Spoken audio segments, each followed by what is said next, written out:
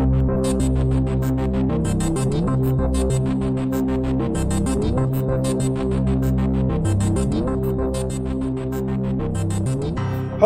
and welcome to the 6th episode of Season 2 of the Dark Money Files, in which we shine a light into a murky world. I'm Ray Blake, and with me is my co-host, friend and business partner, Graham Barrow. Hello, Graham. Labas, Ray. Now, I take it that's a somewhat veiled reference to your recent trip to Lithuania, Graham. It was, and sad to say, Ray, it's one of the few Lithuanian words I can say with any reasonable degree of confidence. It's certainly a bit easier than some of the companies we've been talking about lately. But we'll come back to your visit later, if that's okay, because it's been another busy week for news stories. Yes, it has, I believe, and some of them are rather interesting, aren't they? Very much so. You managed to see them then? Oh, well, just in passing, but there were a couple of interesting developments I think I saw at Deutsche Bank this week. There were. One relating to their transaction monitoring that particularly caught the eye. Oh, go on. Well, apparently, they've just discovered a couple of what are referred to as glitches in one of their transaction monitoring systems, which means that two of the parameters used to look for red flags were incorrectly set. Oh, that's not good. For 10 years. Oh, that's really not good. Ray, just in case we have listeners who don't work in that part of the business, and bearing in mind how bad that sounds, do you want to explain what we mean when we talk about transaction monitoring and specifically automated transaction monitoring? Yeah, of course. And it's possible that people interpret this phrase differently, but for me, there are two elements that are involved in the oversight of payments: monitoring and screening. Screening is a real-time process which seeks to identify payments that could be in contravention of global sanctions, be they UN, US, EU, or UK specific, or from someone on the bank's own internal watch list.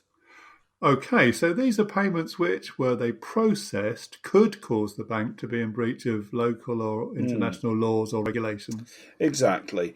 Transaction monitoring, on the other hand, may well be done in real time or near real time, although lots of banks will still be doing it solely in retrospect, but which also involves looking both at individual payments and at least some level of the history of payments over time to establish patterns of activity that might indicate money laundering, terrorist financing, or some other financial crime. So, while screening, on the one hand, is a proactive measure, monitoring, on the other, is of necessity more reactive.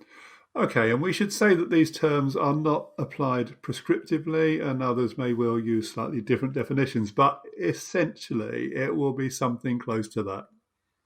Yes, so we have screening very much as the preventive control, and then we have transaction monitoring as the detective control after the fact. The news then that Deutsche has miscalibrated two of its parameters for transaction monitoring is a bit worrying. Yeah, especially as it went unidentified for 10 years. Exactly. It suggests that they weren't running test files to provide assurance that the system was working properly. True, and once again, Ray, do you want to explain what we mean by running a test file? Of course. Given the importance of both screening and monitoring, and the fact that it is, at least in the big banks, largely automated, it's considered good practice to run test files through the system on a regular basis to ensure all is working well. For screening, this would cover, for example, both PEPs and SDNs, or sanctioned individuals and entities, by including a predetermined set of such individuals within an overall file of names, to ensure that within strictly defined limits, the software correctly identifies those people.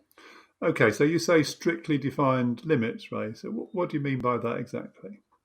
Well, Graham, there are four possible outcomes of a screening check: a true positive, a true negative, a false positive, and a false negative. And let me run briefly through the four and what they actually mean.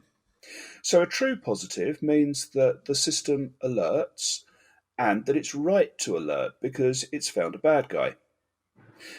A true negative is where the system doesn't alert, and it's quite right that it doesn't alert because there genuinely is no bad guy present. A false positive is when the system alerts, but on investigation, there's no bad guy involved, so it shouldn't have shouted. And a false negative is possibly the worst of all worlds, which is where the machine doesn't alert you. However, there is actually a bad guy involved, so it ought to have alerted. And in an ideal world, you'd only want your system to churn out true positives and true Mm. negatives. A binary Hmm. result that says for every client, be they individual or entity, that they are definitely or they are definitely not a PEP or on a sanctions list. But we don't live in an ideal world, Graham, so there are likely to be many clients with similar names to others who are PEPs or who are sanctioned, and they will also trigger alerts. And these are the false positives. Exactly. Firms use some form of fuzzy logic to try and minimise these, but as anyone working in this field will know, they vastly outnumber the true positives, which makes the whole process quite time consuming and expensive. Right. And false negatives? Now that's where the real jeopardy lies. That's where the system says that someone or some entity is not sanctioned and not a PEP, when actually it is. That could well breach international laws or regulations and put the firm in a whole load of trouble. Okay, so firms have to err on the side of caution with their fuzzy logic in order to avoid the potential for false negatives. Mm. And I should explain, by the way, that by fuzzy logic, we mean the application of one or maybe many algorithms which Hmm. seek to check whether a particular word or words falls within a predetermined range of potential variations and Mm. either assigns a deterministic outcome, yes or no, or a probabilistic outcome, it's, let's say, 85% likely that Hmm. they match. So, for example, a first name might be spelled Dimitri, Dimitry, but two of very many common variants are Dimitri Dmitry or Dimitri Dimrtri, and I could come up with a whole lot more, frankly. Mm. Mm. And I think listeners will probably spot the connection with autocorrect on their phones, which benefits from exactly the same technology and is Mm. every bit as fallible. Yes. You read some of the texts I've sent in my life? Yes. I have read some of them, Graham, and you're Of course absolutely you right. have. But yes, this means that the stricter you make your logic, the higher proportion of positives will be true positives. But then the greater the possibility there is of false negatives. The wider you cast your fuzzy logic, the more inclusive you make it, the more likely you are to catch everyone. But you're also going to increase your false positives as well, increasing the overall workload. Now, Mm. that's not a boo hoo, you've got to do more. When you increase the overall workload, it means that you're way less likely to see the wood for the trees. Mm. And one of the great hopes from the current huge upsurge in regtech companies is the hope that a lot of these false positives can be weeded out through artificial intelligence and machine learning. Right, and therefore, I guess the same logic applies to transaction monitoring. In essence, yes. With transaction monitoring, you're looking for patterns of behaviour. So perhaps payments above or below particular amounts, payments of actual specific amounts, and other typologies indicative of the various ways of laundering money. They're often deterministic, based purely on data points, but we are seeing an increase in probabilistic, network wide monitoring, which seeks to contextualize payments rather than look at them in isolation. Getting all those different settings right is very important in generating good quality alerts. Yes, or indeed any alerts. Well, yes, which is why the Deutsche Bank issue is such astonishing news and why running test files is so important. Okay, so they were also in the news, I think, for a couple of other things as well this week, weren't they? They were. Apparently, Graham, the New York Times has been made aware of allegations that alerts that the system had generated in relation to both Donald Trump and his son in law Jared Kushner were not actioned by senior management, despite them being escalated. Mm. Of course, it's impossible to know the truth of this, at least for the time being, but there was one rather amusing quote provided by the Trump Organization. Which was? And I'm quoting here: "We have no knowledge of any flagged transactions with Deutsche Bank." To which the only response would be, "Of course you wouldn't. Tipping off is a criminal offence." Oh dear. And the third thing they were in the news for? The announcement that they were going to merge parts of the compliance and AML functions. Okay, and whilst I imagine that many of our listeners will know the difference, do you want to just confirm just what that difference is? Of course. Compliance is the department that checks people in the bank are following the rules. And that doesn't just mean the rules around financial crime. It will also include, for example, the conduct rules and the extent to which the bank treats its customers fairly in its advertising, for instance, in how it charges fees and how it deals with complaints. The AML function, on the other hand, is dedicated to the bank's prevention and detection of money laundering. It will typically be responsible for setting the systems and rules that compliance then checks are being followed properly. Okay, so kind of like a parliament making the rules and then the police enforcing them. Well, that's exactly right, although in reality there's a little bit more to it than that. Yeah. Okay, so why would Deutsche or anyone else come to that want to merge the two functions? On the basis that it will cut out duplication, save costs, and improve controls, it says here. Okay, they do sound like rather competing aims to me, Yeah, and I'm really not sure how well that'll be received either by the people working in those functions, yeah. nor indeed by the regulators around the world who are already very hmm concerned with the slow pace of improvements coming from the bank. Mm. And the more so in a week when their transaction monitoring was identified as being faulty for 10 years and they were alleged to have suppressed alerts which staff believed should have been escalated. Do you know, they're not the happiest of stories coming from a bank where I'm going to say some of the nicest people I've ever worked with continue, at least for the time being, to be employed. Yes, here, here. Hmm. Shall we move on to Lithuania then? Well, yes, let's. And Ray, what a lovely country and what lovely people. I could not have been made more welcome. Do you want to give us a bit of background to your visit? Yeah, I was invited by Transparency International in Lithuania to attend a 2 day set of workshops exploring the implications of the Troika Laundromat, given that a substantial number of the accounts identified in that scheme were held at Ukio Bank in Lithuania, and in fact, it was also called the Ukio leaks. Ah, well, who did you meet while you were there? Well, on the first morning, I was one of a set of 6 speakers who were covering a wide range of expertise. First one up was a guy called Vlad Lavrov, who's an OCCRP, who we mention often, staff reporter, originally from Ukraine, but now based in Riga, and he gave an overview of the Troika Laundromat case. Interesting. It was.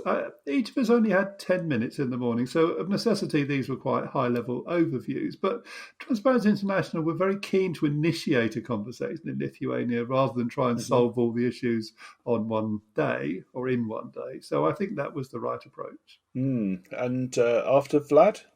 Well, then we heard from the Lithuanian Financial Intelligence Unit. We heard from the head of AML regulation at the Bank of Lithuania. We heard from the Deputy Director General of Transparency International in Russia. And we heard from the President of the Lithuanian Banking Association. And from you. Well, yes, and me.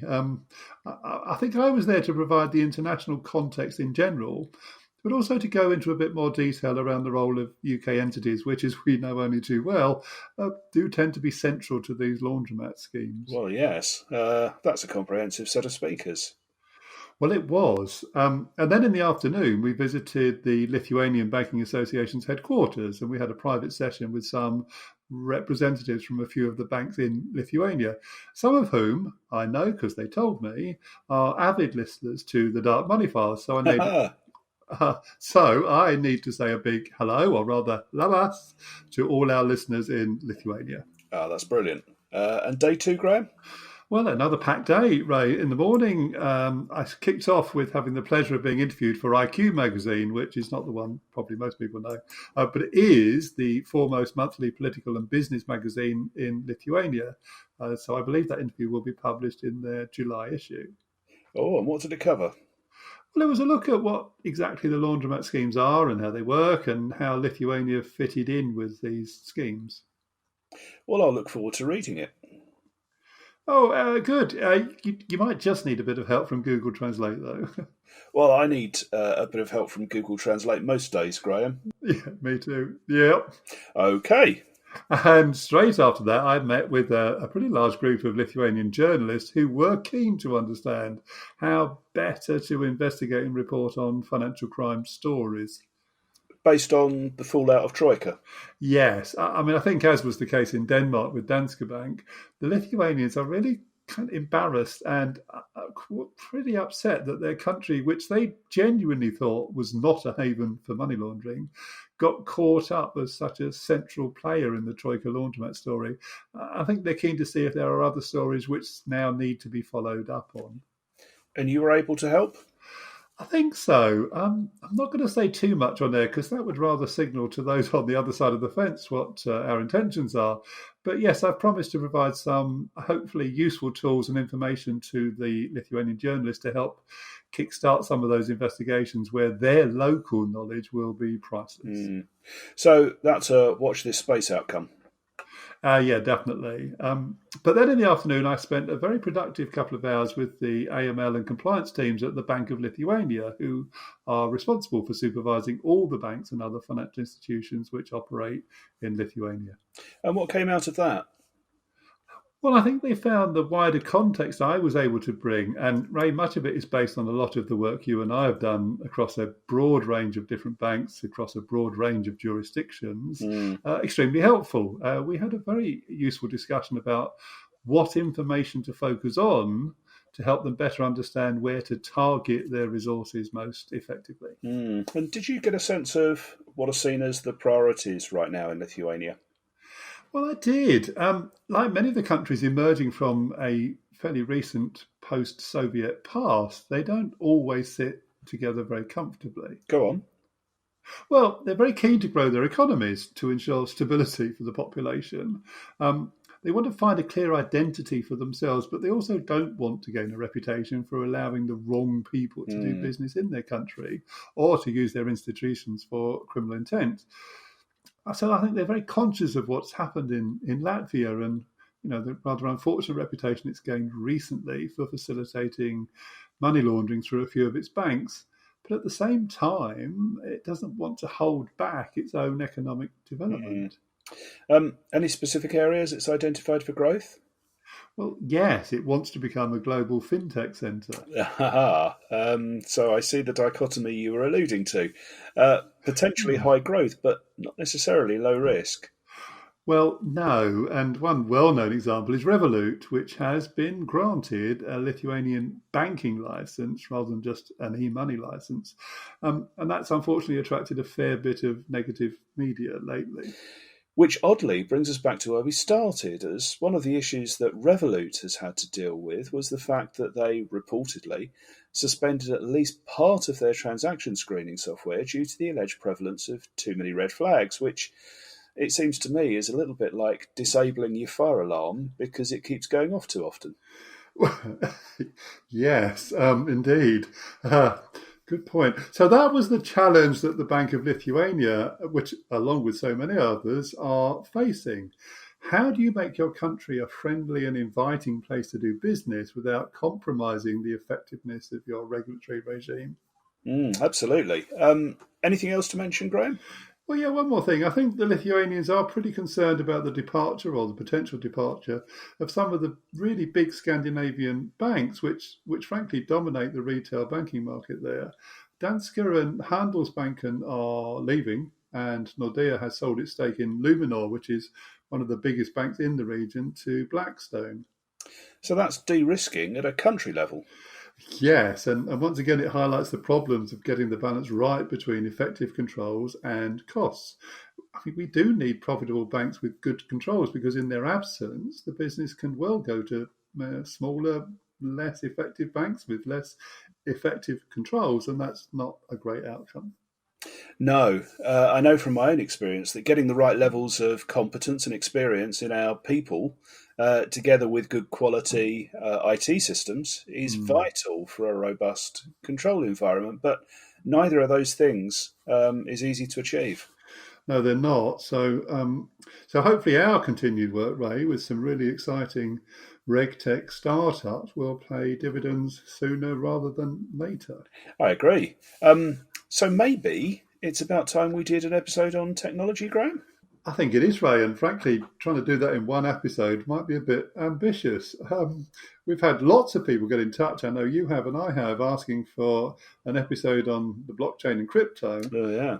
And as you say, there's much to talk about in the RegTech and FinTech space. So maybe next week we should do an introductory episode to a sequence of the dark money files, looking to the future and what all this extraordinary computing power and access to the cloud and artificial intelligence might bring.